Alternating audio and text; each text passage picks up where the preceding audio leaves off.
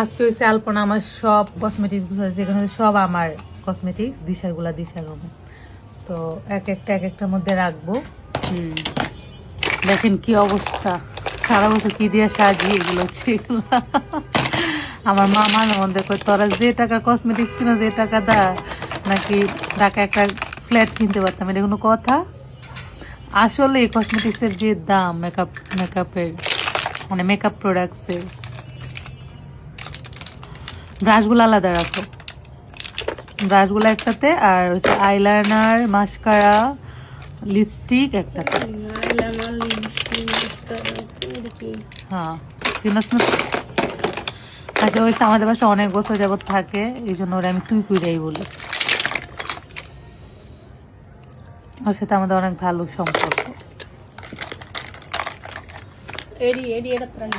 না, এটা না, এটা তো ওইটা থাকে, যেটাতে রাখবি। হ্যাঁ, এটা মুখে রাখ।